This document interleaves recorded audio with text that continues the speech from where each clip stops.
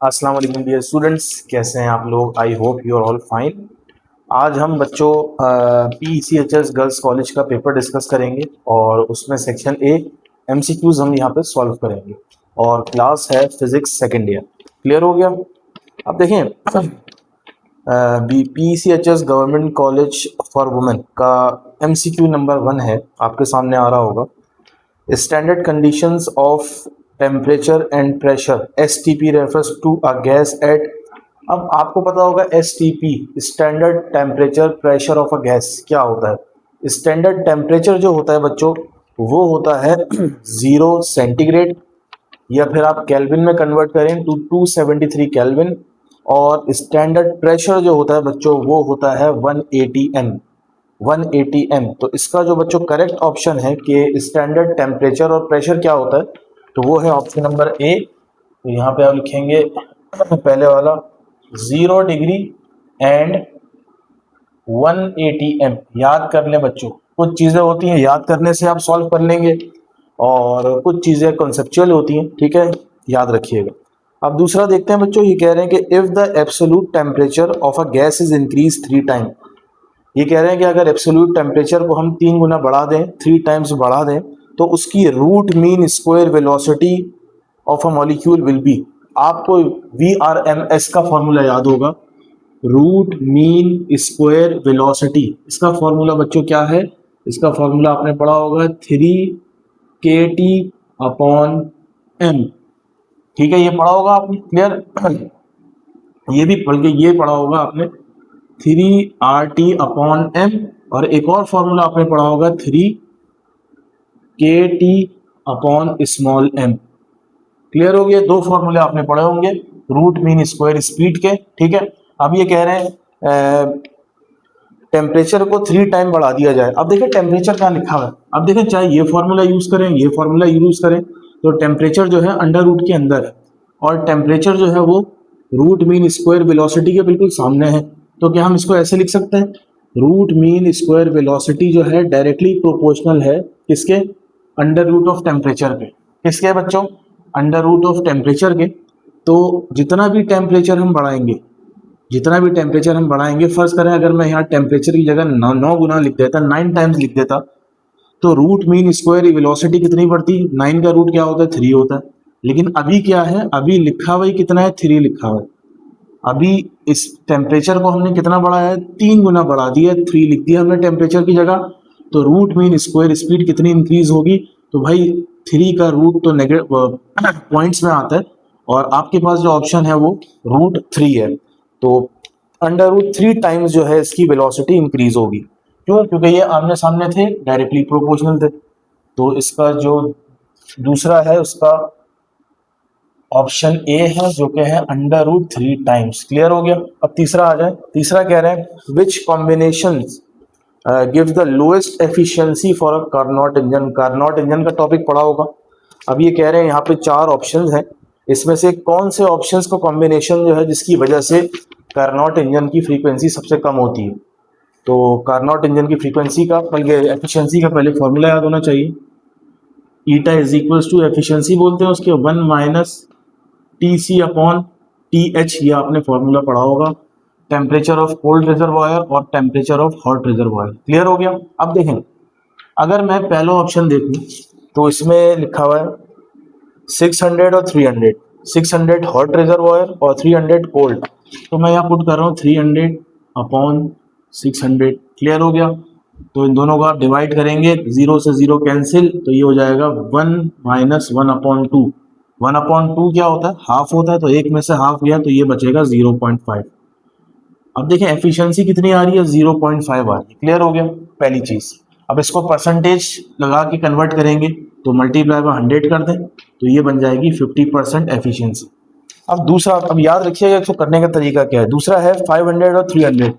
अब मैं यहाँ पुट करता हूँ 300, नीचे पुट करता हूँ 500। क्लियर हो गया? तो 0 से 0 कैंसिल हो गए, 3 और 5 को डिवाइड कीजिए बच्चों, 0.6 आ रहा है। तो ये आ गया 0.6 और 1 माइनस 0.6 कितना होता है? 0.4 होता है। 0.4 का मतलब कितने परसेंट? 40% एफिशिएंट है। अच्छा, इस टेम्परेचर में 50% एफिशिएंसी थी, इस टेम्परेचर में 40%, हमें सबसे कम एफिशिएंसी चाहिए। अब नेक्स्ट देखते हैं 400 और 300। अब क्या है, eta is equal to 1 minus 300 और ये आ जाएगा 400। 0 से 0 कैंसिल, 3 को 4 से डिवाइड करें तो ये हो जाएगा 0.75 और तो ये आएगा 0.25 और परसेंटेज में कन्वर्ट करेंगे 25%। क्लियर हो गया। ये मैंने आपको तीसरा ऑप्शन सॉल्व करके दिखाया। लास्ट ऑप्शन देखते हैं 600 और 100। तो मैं इसको रब कर देता हूं पहले। अब देखें 100 600 क्लियर हो गया। 1 माइनस 0 से 0 कैंसिल और 1 को जब 6 से डिवाइड करेंगे तो 0 पॉइंट, इसको करके देखते हैं, 6 1 जा 6, 4 बचेगा, 6 6 जा 0.16 आएगा। बच्चों आप कैलकुलेटर से करिएगा और 0.16 में को निकाल लें 1 के अंदर से, इसको कर लेते हैं। ये 1 लिखा और ये लिखा हमने 0.16, तो ये हो गया 4, ये कितने बचेगा बच्चों, 0.84 बचेगा। क्लियर हो गया। तो 0.84 का मतलब है 84%। तो बच्चों चारों ऑप्शन में से सबसे कम एफिशिएंसी कहाँ आ रही है, इस टेम्परेचर पे आ रही है, 300 और 400। तो हमारा आंसर आ गया ऑप्शन नंबर, कौन सा ऑप्शन है बच्चों, ये है थर्ड ऑप्शन। 400 केल्विन और 300 केल्विन पे कार्नोट इंजन की एफिशिएंसी सबसे लोएस्ट होती है। अब चौथा वाला देखते हैं बच्चों। अब ये कह रहे हैं the charge on a particle is doubled. अब किसी भी पार्टिकल पे लगने वाले चार्ज को, बल्कि उसका जो चार्ज है उसको डबल कर दें और वेलोसिटी सेम रहे, वेलोसिटी सेम रहेगी और चार्ज डबल होगा, तो how then the magnetic force on the particle will be. कितनी फोर्स लगेगी उस पार्टिकल पे। आपको force on a moving charge का फॉर्मूला याद होगा बच्चों, जो कि आपने 10th में भी पढ़ा था, F is equals to Q V B sine theta. Clear हो गया। F is equals to Q V B sine theta. अब क्या कह रहे हैं, वेलोसिटी को आप रखें सेम, क्लियर, और चार्ज की वैल्यू को डबल कर दें। डबल का मतलब क्या होगा, तो कुछ इस तरह से हो जाएगा, ऐसे ही है ना, इस तरह से हो जाएगा। तो कह रहे हैं फोर्स पे क्या असर पड़ेगा, तो भाई जितनी भी चीजें यहाँ लिखी हुई है ना आपके सामने, तमाम चीजें फोर्स के कौन सी प्रोपोर्शनल है, डायरेक्टली प्रोपोर्शनल। मतलब यहाँ कोई भी चीज आप बढ़ाएंगे तो फोर्स भी क्या होगी, उतनी ही बढ़ेगी। तो आपने यहाँ पे चार्ज को 2 गुना बढ़ाया तो फोर्स भी कितना बढ़ेगी, 2 टाइम्स बढ़ेगी। तो यहाँ पे जो आंसर है वो है डबल्ड, DOUBLED। अब 5 पे आते हैं बच्चों। अब ये कह रहे हैं the path of the neutron moving perpendicular to the magnetic field is. अब देखें एक मैग्नेटिक फील्ड है, क्लियर हो गया। अब magnetic field dot and cross से पढ़ी होगी आपने, तो मैं ये मैग्नेटिक फील्ड बनाता हूं जो कि इनसाइड द पेज है। क्लियर हो गया, मैग्नेटिक फील्ड मैंने बनाई। अब यहां से एक न्यूट्रॉन आ रहा है, यहां से एक न्यूट्रॉन आ रहा है, जैसे ही ये मैग्नेटिक फील्ड में एंटर होगा तो इसका पाथ क्या होगा। देखिए अभी तो मैग्नेटिक फील्ड अंदर की तरफ है और न्यूट्रॉन ऐसे है, तो ये दोनों परपेंडिकुलर होगा, ठीक है। तो ये न्यूट्रॉन पे क्या फर्क पड़ेगा, तो बच्चों एक बात याद रखें, न्यूट्रॉन एक चार्जलेस पार्टिकल है, उसके ऊपर कोई चार्ज नहीं होता, ठीक है। चाहे वो मैग्नेटिक फील्ड में आए, कहीं पे भी आए, उस पे जो है क्या होगा बच्चों, उसके पाथ पे कोई असर नहीं पड़ेगा, क्योंकि उस पर फोर्स ही नहीं लगेगी। फोर्स तो इलेक्ट्रॉन पे लगेगी, प्रोटॉन पे लगेगी, क्योंकि वो पॉजिटिव और नेगेटिव होते हैं। न्यूट्रॉन पे कोई चार्ज नहीं होता, इसीलिए वो जिस तरह से आ रहा है उसी तरह सीधा निकल जाएगा। और तो ये इस तरह आ रहा था स्ट्रेट, तो कोई फर्क नहीं पड़ेगा, स्ट्रेट ही निकल जाएगा। इसका जो करेक्ट ऑप्शन है वो है स्ट्रेट लाइन। क्लियर हो गया। अच्छा जी, छठा देखते हैं। छठा कह रहे हैं in AC circuits what is the phase difference between current end voltage in a purely resistive circuit. एक बच्चों सर्किट है जिसमें रेजिस्टर लगा हुआ है, ऐसे सर्किट को, ऐसे एसी सर्किट को हम कहते हैं प्योरली रेजिस्टिव सर्किट। अब ये कह रहे हैं उसके अंदर वोल्टेज और करंट का फेज डिफरेंस कितना है। तो ये याद कर लें बच्चों, ये चीज याद करने वाली है कि प्योरली रेजिस्टिव सर्किट में करंट जितना बढ़ता है उतना वोल्टेज भी बढ़ता है, और करंट जब नीचे जाता है, कम होता है, तो वोल्टेज भी उतना ही कम होता है। तो करंट और वोल्टेज में कोई भी फेज डिफरेंस नहीं होता, जब कुछ भी फेज डिफरेंस नहीं होता तो आंसर क्या आता है, जीरो। तो जिस हिसाब से करंट बढ़ता है उसी हिसाब से वोल्टेज भी इंक्रीज हो रहा होता है। तो इसका जो करेक्ट ऑप्शन है वो है जीरो। और तो जीरो कहाँ लिखा हुआ भाई, जीरो है पहला ऑप्शन। सही। अच्छा जी, 0 डिग्री। अब आ जाए 7 पे। 7 बहुत आसान है। अब ये कह रहे हैं the property of a body by virtue of which it tends to regain its original shape and size when applied force is removed. अब बहुत आसान है बच्चों ये। कोई एक आपको सामने रबर बैंड है, एक ऑब्जेक्ट है, ठीक है, उसको आप खींचें। आप जब खींचेंगे तो वो क्या होगा, एक्सटेंड हो जाएगा, एक्सपेंड हो जाएगा। लेकिन जब आप फोर्स को रिमूव करेंगे तो क्या होगा, वो अपने ओरिजिनल शेप और साइज पे आ जाएगा, नहीं आएगा। तो बॉडी की इस प्रॉपर्टी को क्या कहते हैं, जो आपने क्लास 10th में बल्कि 9th में पढ़ा होगा आपने, कि किसी भी बॉडी पे फोर्स लगाओ तो वो अपनी वो शेप वगैरह साइज चेंज कर ले, लेकिन जैसे ही फोर्स हम रिमूव करेंगे तो क्या होगा, वापस अपनी ओरिजिनल पोजीशन पे आ जाएगी। तो इस प्रॉपर्टी ऑफ अ बॉडी को हम कहते हैं इलास्टिसिटी। तो यहाँ पे जो ऑप्शन है वो है बच्चों ऑप्शन नंबर 1, इलास्टिसिटी।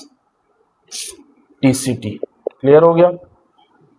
अब आ जाए 8 पे। आ जाए 8 क्या कह रहे हैं, the primary purpose of a truth table in digital electronics. एक और छोटा सा चैप्टर है आपका डिजिटल इलेक्ट्रॉनिक्स, और ये चैप्टर 10th में भी था। बहुत ही थोड़ा सा था। उसके अंदर गेट्स होते हैं, एंड गेट, नैंड गेट, और गेट, नॉर गेट, ये सब गेट्स आपने पढ़े होंगे। तो उसका हम ट्रूथ टेबल बनाते हैं। याद है आपको, ट्रूथ टेबल बनाते हैं। तो कह रहे हैं कि ट्रूथ टेबल का प्राइमरी पर्पस क्या है। तो बच्चों पहला ऑप्शन है डिटरमाइन इनपुट वोल्टेज। क्या हम इनपुट जो हम देते हैं सिर्फ उसको देखते हैं हम। दूसरा ऑप्शन है मेजर सर्किट रेजिस्टेंस। क्या हम सर्किट के रेजिस्टेंस को मेजर करते हैं। तीसरा है analyse output states based on input combination. कि हम जिस तरह से इनपुट दे रहे होते हैं और जिस तरह से आउटपुट आ रहा होता है तो वो हम एनालाइज करते हैं। और लास्ट ऑप्शन है कैलकुलेट सर्किट पावर। पावर जो होती है सर्किट की वो कैलकुलेट करते हैं। बहुत ही आसान इसमें ऑप्शन है तीसरा वाला जो लिखा हुआ है, analyse output states based on input combination. जिस तरह का हम कॉम्बिनेशन उनको इनपुट देते हैं, ठीक है, लॉजिकल ऑपरेटर्स को, तो आउटपुट कैसा मिलता है हमें। तो ये दोनों चीजें हम एनालाइज करते हैं। क्लियर हो गया। तो यहाँ पे जो ऑप्शन है वो है ऑप्शन नंबर सी। तो यहाँ मैं लिख देता हूं analyse output states based on input combination. Clear हो गया बच्चों। इसको रब कर देते हैं हम।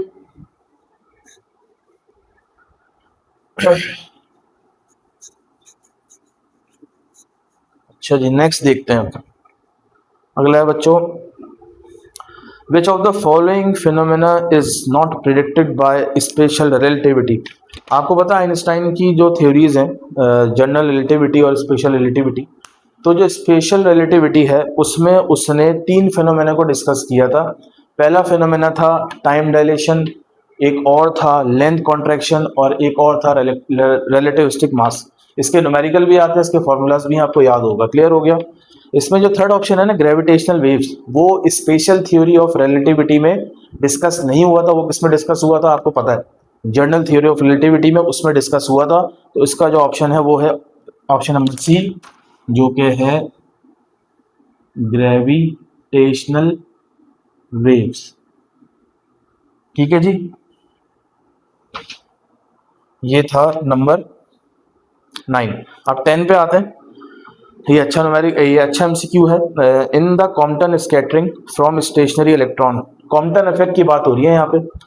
एक फोटोन जो है एक्सरे का, वो स्ट्राइक करता है किसके ऊपर, इलेक्ट्रॉन के ऊपर, ठीक है। उसके बाद वो स्कैटर्ड हो जाता है, उसकी फ्रीक्वेंसी चेंज हो जाती है। तो उसमें कह रहे हैं the largest change in wavelength occurs. सबसे ज्यादा वेवलेंथ का जो चेंज होता है वो किस डिग्री पे होता है बच्चों। तो पहले तो आपको कॉम्पटन शिफ्ट या कॉम्पटन इफेक्ट का फॉर्मूला याद होना चाहिए, जो कि होता है delta lambda change in wavelength is equals to M H, और एच ऊपर और एम सी नीचे। अच्छा, एच मतलब प्लांक कांस्टेंट, ये आपने पढ़ा होगा। सी का मतलब स्पीड ऑफ लाइट, और एम आपको पता है मास ऑफ इलेक्ट्रॉन, और ब्रैकेट में आएगा 1 माइनस कॉस थीटा। अब 4 ऑप्शन है, तो पुट करते हैं बच्चों। सबसे पहले हमें एंगल गिवन है, इसको छोड़ दें, सिर्फ एंगल देखें। हम अगर पुट करें cos 0 डिग्री, तो cos 0 बराबर होता है 1 के। तो ये चीज हो जाएगी 1, तो 1 माइनस 1 क्या हो गया 0।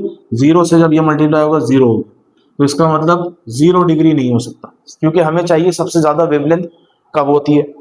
ठीक है, अब आ जाए 45 डिग्री। अब यहाँ पुट करेंगे बच्चों हम 45 डिग्री, ठीक है, और 45 डिग्री कॉस का निकालेंगे तो ये आ जाएगा 0.707, ठीक है, शायद ये ऐसी होता है √2/2, इसको डिवाइड करेंगे ये आ जाएगा। तो अब इनको माइनस करेंगे तो कुछ ना कुछ आएगा, ठीक है, बहुत छोटी वैल्यू आएगी, करके देख लेते हैं। 0.707, इसको आप सॉल्व कर लें, बहुत ही एक छोटी सी वैल्यू आएगी। क्लियर हो गया? 10 में से 7 गए, कितना बचा बच्चों?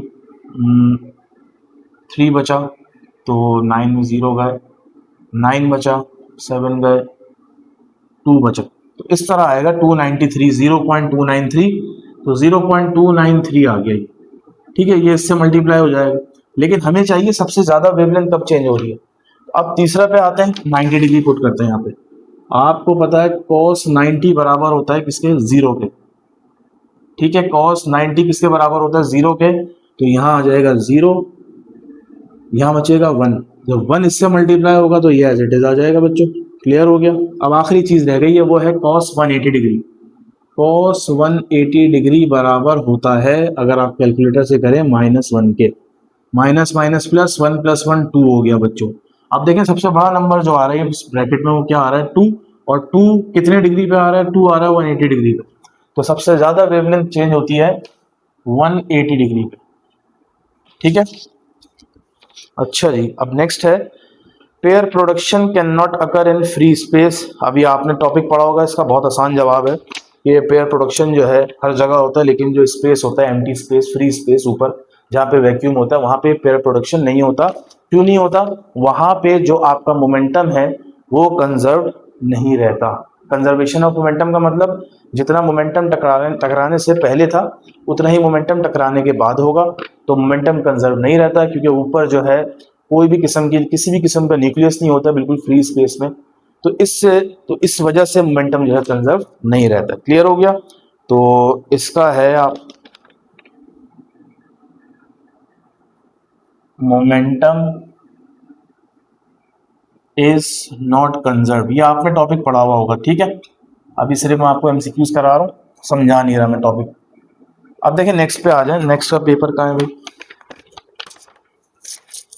अब जो नेक्स्ट है वो है नंबर 12। क्या कह रहे हैं? Half life of radio active elements is 100 days. ठीक है, ये कह रहे हैं कि हाफ लाइफ जो 100 डेज है, और after 400 days 16 gram of element will reduce to. अब ये कह रहे हैं आपके पास क्या है? आपके पास कुछ एलिमेंट है और वो एलिमेंट है 16 ग्राम का, ठीक है, ये मास दिया हुआ है, ये अमाउंट दिया हुआ है, और उसकी जो हाफ लाइफ है वो है 100 दिन, कि वो 100 डेज बाद क्या होगा? हाफ हो जाएगा। अब हमारे पास जो है ये कह रहे हैं कि 400 दिन बाद वो आपके पास कितना रहेगा। तो आपको ना पहले फॉर्मूला याद होना चाहिए, वो फॉर्मूला मैं यहाँ लिख देता हूँ, वो है n 1/2n multiply by n0। अब समझे ये है क्या? अब देखें ये जो है ना, ये वाला है, ये है रिमेनिंग जो आपके पास रह जाएगा, जो कि आपसे पूछा है, रिमेनिंग अमाउंट n 1/2, और ये n क्या है? Number of half lives. ये कैसे निकालते हैं बच्चों? ये भी आपको पता होगा, नंबर ऑफ हाफ लाइफ निकालते हैं, टोटल जो टाइम होता है ना आपके पास 400 दिन, उसको डिवाइड कर दें हाफ लाइफ से। हाफ लाइफ कितनी थी? हाफ लाइफ थी 100, तो 400 को 100 से डिवाइड करेंगे, 4 आएगा, तो n की जगह लिख दिया 4। और n0 क्या है? n0 है ओरिजिनल सैंपल या फिर इनिशियल सैंपल जो आपके पास पहले मौजूद था। कितना मौजूद था? 16 ग्राम मौजूद था। तो 1/2 की पावर 4 क्या हो गया? 16, ऊपर भी 16, नीचे भी 16, 16 16 कैंसिल होगा, 1 बचेगा बच्चों। समझ में आ गया? तो इसका जो ऑप्शन है करेक्ट वो है 1 ग्राम। अब आ जाए MCQ नंबर 13 पे, बहुत आसान है। The process which releases the greatest amount of energy. ऐसा प्रोसेस जिसमें जो एनर्जी है वो बहुत ज़्यादा मतलब निकलती है, रिलीज होती है, वो बहुत आसान है भाई। ये कह रहे हैं फिजन में होती है, फ्यूजन में होती है, बर्निंग ऑफ कोल में होती है, या फिर केमिकल रिएक्शन में होती है। इसका आसान सा जवाब है न्यूक्लियर फ्यूजन। फ्यूजन एक ऐसा प्रोसेस है जिसमें अमाउंट ऑफ एनर्जी बहुत ज्यादा tremendous amount of energy release होती है, 10th में पढ़ा होगा आपने। यहाँ आएगा बच्चों न्यूक्लियर फ्यूजन, ठीक है, फिजन नहीं है फ्यूजन है। और न्यूक्लियर फ्यूजन आपको पता है कहाँ हो रहा होता है, सन पे हो रहा होता है। अब आ जाए next, the Geiger counter works based on the principle of, आपने गीगर मिलर काउंटर पढ़ा होगा कि गीगर काउंटर जो है वो किस प्रिंसिपल पे वर्क करता है। एक ट्यूब होती है, वो पूरा पढ़ा होगा आपने, उसके अंदर गैसेज होती हैं और बाहर से जो रेज आती हैं अल्फा बीटा या गैमा रेज, तो वो गैस को क्या करती हैं, आयोनाइज करती हैं। ये पढ़ा होगा आपने, ठीक है। अभी सिर्फ मैं एमसीक्यूज करा रहा हूँ तो बहुत ज़्यादा डिटेल में नहीं समझाऊंगा। तो इस गीगर काउंटर के अंदर कौन सा प्रोसेस हो रहा होता है, आयनाइजेशन का प्रोसेस, कि गैस आयनाइज हो रही होती है, ठीक है। तो इसका जो ऑप्शन है वो है आयनाइजेशन। अब देखिए नेक्स्ट क्या है, नेक्स्ट है कौन सा है 15, विच सब atomic particle have almost the same mass. अब ये कह रहे हैं कौन से दो एटॉमिक सब एटॉमिक पार्टिकल्स ऐसे हैं जिनका सेम मास है, proton electron, electron neutron, proton neutron electron and photons. पहले बात तो याद रखें, सबसे लाइटेस्ट पार्टिकल यहाँ पे है इलेक्ट्रॉन, ठीक है। और दूसरी बात, फोटोन जो है वो कोई उसका मास नहीं होता, वो मासलेस पार्टिकल होता है, वो एनर्जी पैकेट्स होते हैं। क्लियर हो गया। अब दो ऑप्शन रह गए यहाँ पे, एक ऑप्शन तो रह गया आपके पास, बल्कि एक ही ऑप्शन रह गया, इलेक्ट्रॉन वाला तो खत्म ही हो गया क्योंकि इलेक्ट्रॉन सबसे लाइटेस्ट पार्टिकल होता है। एक ऑप्शन रह गया प्रोटॉन्स एंड न्यूट्रॉन्स, तो ये बचा है बच्चों बस। प्रोटॉन और न्यूट्रॉन का जो मास होता है वो ऑलमोस्ट क्या होता है, सेम होता है। क्लियर हो गया। तो यहाँ मैं लिख देता हूँ प्रोटॉन और न्यूट्रॉन का मास हमेशा तकरीबन सेम होता है। लास्ट देखते हैं, आई थिंक लास्ट है, नहीं सेकंड लास्ट है। Ampere circuital law relates the magnetic field to, आपने एम्पेयर्स का लॉ पढ़ा होगा, ठीक है जी। कि इसका फॉर्मूला मैं लिख देता हूँ,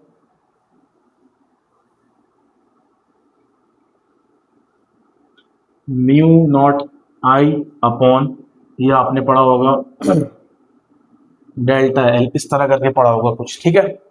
तो आपने क्या देखा है कि मैग्नेटिक फील्ड का यहाँ पे बात हो रही है और दूसरी बात किसकी हो रही है, आपने सुना होगा इनक्लोज्ड करंट की, कि इन जो एक लूप है उसके अंदर जो करंट है वो इनक्लोज हुआ हुआ है, तो उसकी बात हुई कि एम्पेयर्स का सर्किटल लॉ रिलेट्स दो चीज़ों को करता है, एक तो करता है मैग्नेटिक फील्ड को और एक करता है करंट को, ठीक है। ये कांस्टेंट है और जो लेंथ ऑफ लूप है वो भी क्या है, कांस्टेंट है। तो ये करंट आ गया और मैग्नेटिक फील्ड आ गया, ठीक है। अच्छा जी, दूसरा आखिरी है, which of the following is not a characteristics of X rays. इसमें से कौन सा एक्सरे का कैरेक्टरिस्टिक्स नहीं है, बहुत आसान है।